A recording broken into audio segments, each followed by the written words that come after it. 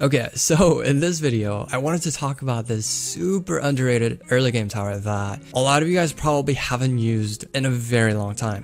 And that tower is none other than Sniper.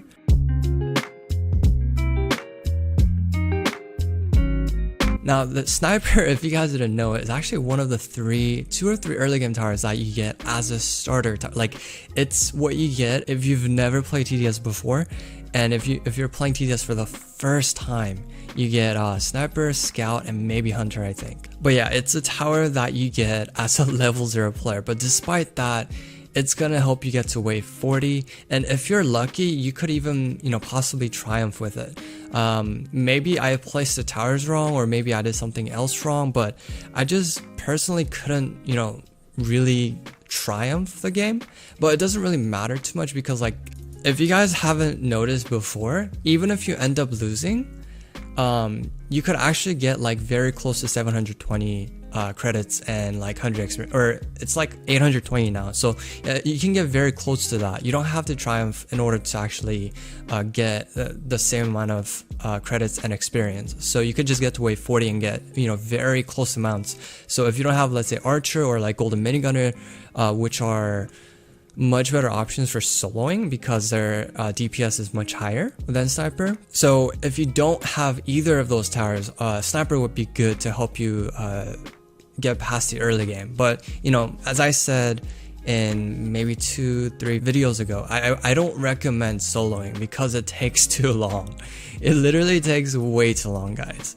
But of course, if you don't have any friends, you could try to solo. I don't know if you guys could guess what skin I was using, but I was using Valentine Sniper skin, which is or was exclusive to the Valentine event. But let me talk about why the Sniper is so good and if it's even fair for a starter tower to be that good.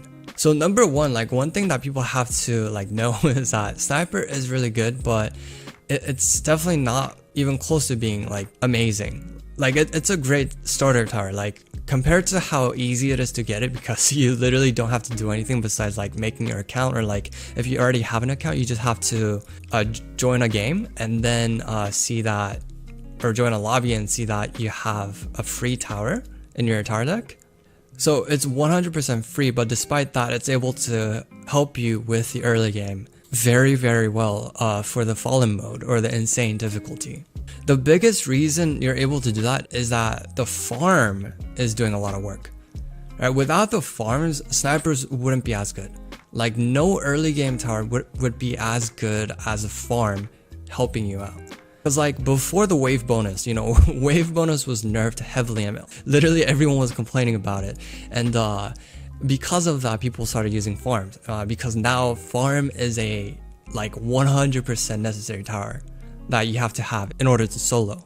Without it, it's impossible. So farms make Sniper seem like a much better tower, when in reality, Sniper is just a decent, like I guess above average tower compared to how easy it is to get it.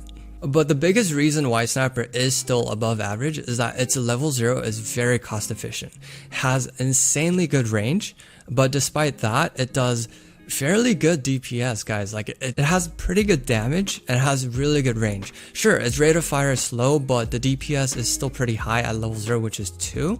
But it only costs like about 300. So it's a very cost efficient tower at level 0.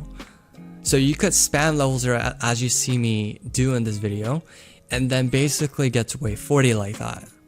So next time you guys are, trying to solo or duo, which is what I, 100% recommend, because like, as I said, soloing is definitely a waste of time. Like I wouldn't solo, like I only solo when I'm like making like a solo guide or like a freaking, solo strategy or whatever.